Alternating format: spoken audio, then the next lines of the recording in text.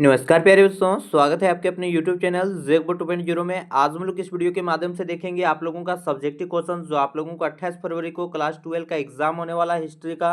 उससे पहले हम लोग 2 और 3 नंबर का क्वेश्चन देख चुके हैं। आज हम लोग केवल 5 नंबर का जो क्वेश्चन रहेगा उसको देखेंगे प्यारे दोस्तों।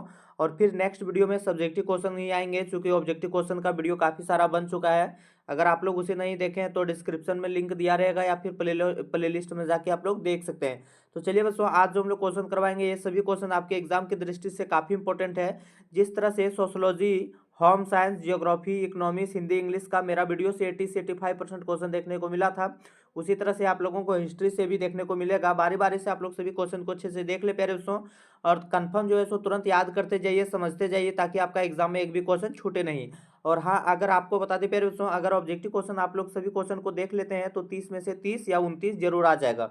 तो चलिए देर ना करते हम लोग क्वेश्चन की ओर बढ़ते हैं। तो आप लोगों का जो 5 नंबर का जो क्वेश्चन रहेगा, यहाँ आप लोगों को कुल 6 प्रश्न दिया रहेगा, लेकिन वहाँ आप लोगों को 4 ही क्वेश्चन का आंसर लिखना है। तो चलिए हम लोग देखते हैं क्या है इसमें।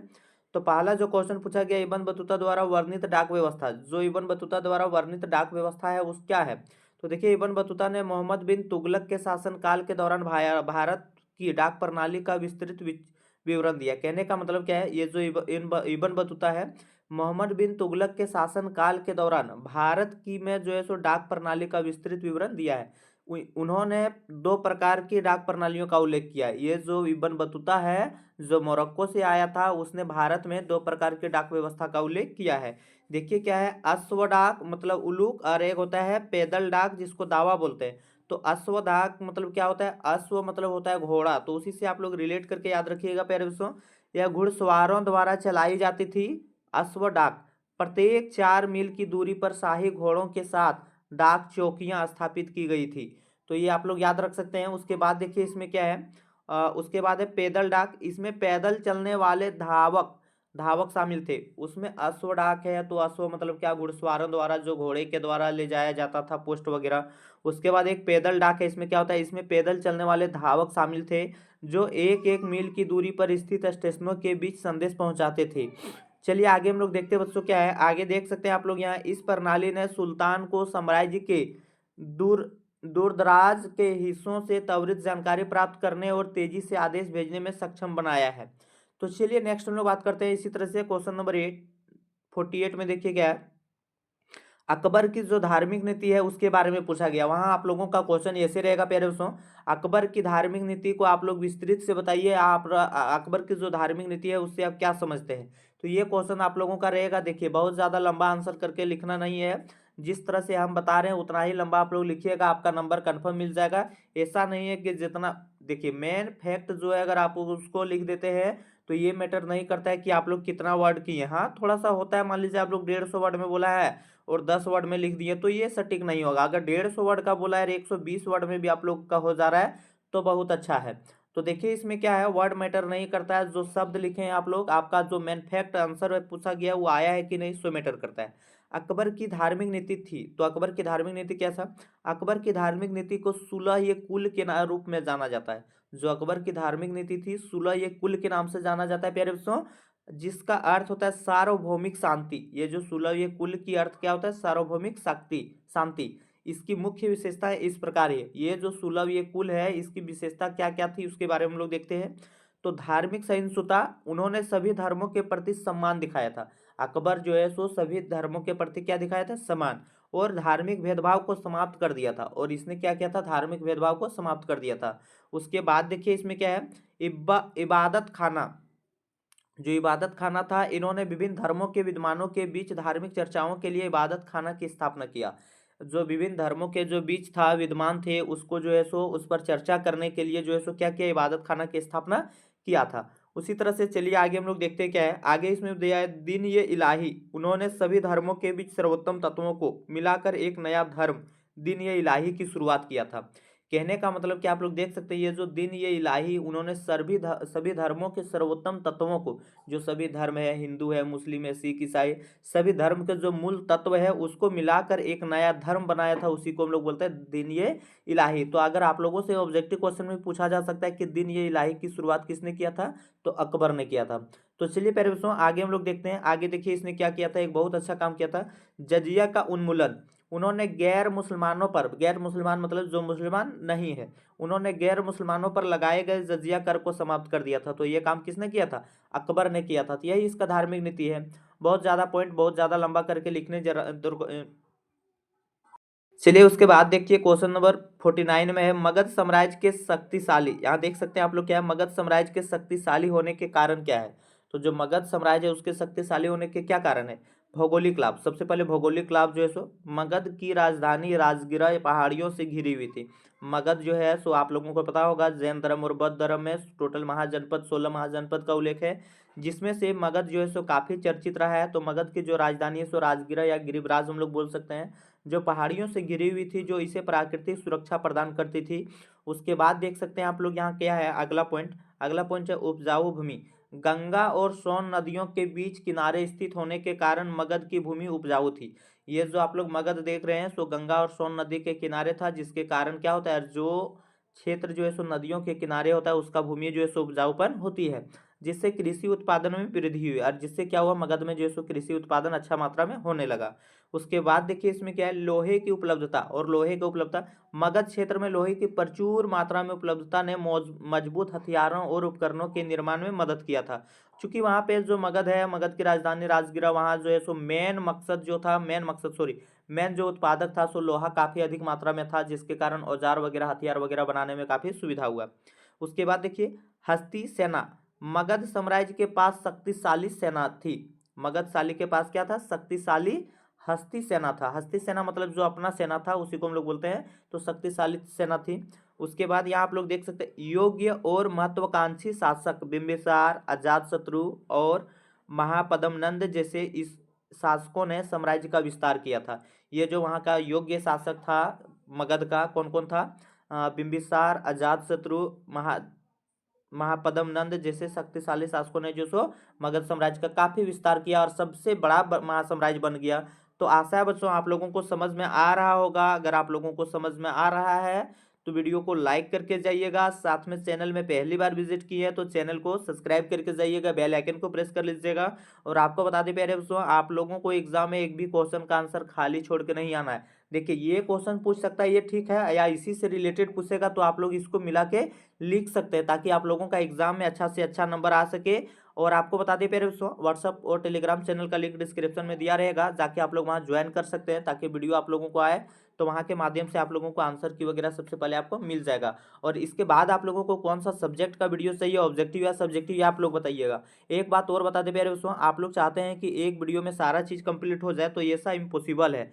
चूँकि देखिए हम तो कोई विद्वान है नहीं बहुत ज़्यादा बड़ा कि एक ही वीडियो में सारा चीज़ करवा देंगे। तो इसके लिए क्या है, इसके लिए 5-6 वीडियो आएगा। अगर सभी वीडियो को आप लोग अच्छे से देख लेते हैं तो ये मेरा दावा है कि 80 से 85% क्वेश्चन मेरा वीडियो से देखने को मिलेगा, जैसे सभी सब्जेक्ट में जिसका एग्जाम हुआ है उसमें देखने को मिला है।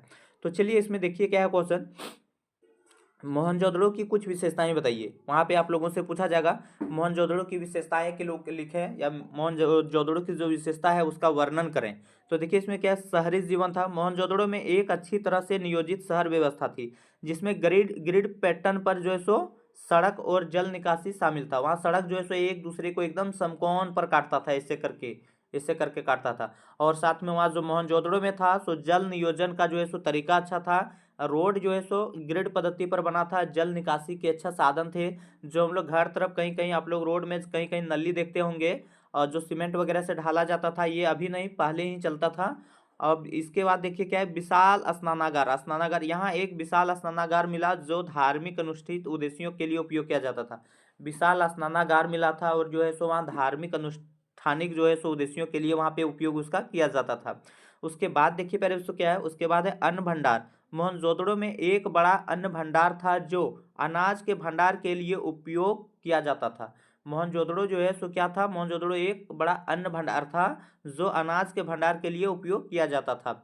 चलिए नेक्स्ट पॉइंट हम लोग देखते हैं प्यारे दोस्तों क्या है। देखिए हम यहाँ टोटल 6 क्वेश्चन को करवा रहे हैं, और वहाँ भी आप लोगों को इसी तरह से 6 क्वेश्चन रहेगा, और 6 क्वेश्चन का जो है सो 6 क्वेश्चन का सेट हम करवाएंगे। लेकिन 6 क्वेश्चन में आप लोगों को 4 क्वेश्चन का जवाब देना है, और 4 क्वेश्चन जो आपका रहेगा सो 5 नंबर का रहेगा, 4 पंचे 20 नंबर का। इससे पहले 2 नंबर और 3 नंबर का क्वेश्चन हम करवा चुके हैं, अगर आप लोग उसे नहीं देखे हैं तो प्लेलिस्ट में जाके देख सकते हैं प्यारे दोस्तों।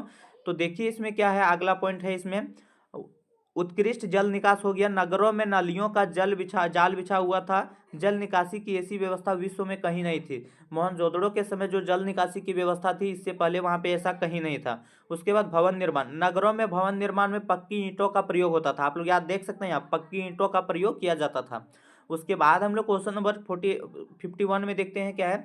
1857 के विद्रोह की विफलता के कारण, 1857 के विद्रोह से संबंधित आप लोगों को जो फैक्ट पता है आप लोग लिख सकते हैं, लेकिन यहाँ जो मुख्य पॉइंट पूछा गया है विफलता, मतलब वो जो 1857 का विद्रोह असफल रहा, उसका कारण क्या है, क्यों असफल रहा, उसके बारे में पूछा गया मेरे सोच में। तो यहाँ हो जाएगा नेतृत्व का अभाव। उसमें जो है सो नेतृत्वकर्ता का अभाव था। किसी भी आंदोलन को चलाने के लिए उसके नेतृत्वकर्ता होना बहुत जरूरी होता है, ये बात आप लोगों को पता होना चाहिए। विद्रोह में एक प्रभावी और एक एकीकृत नेतृत्व का अभाव था। और उसके बाद सीमित संसाधन, संसाधन भी बहुत कम मात्रा में था। विद्रोहियों के पास आधुनिक हथियारों और संसाधनों की कमी थी। जो यहाँ के विद्रोही थे उसके पास हथियार भी अच्छे से नहीं थे और संसाधन की भी कमी थी। चलिए नेक्स्ट हम लोग पॉइंट देखते हैं प्यारे दोस्तों। नेक्स्ट पॉइंट में देखिए क्या है, समन्वय की कमी।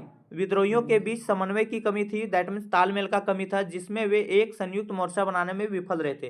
और जब तालमेल आपस में नहीं रहेगा तो किसी भी हाल में जो है सो मोर्चा वगैरह या साथी वगैरह संगठन वगैरह नहीं बन सकता है।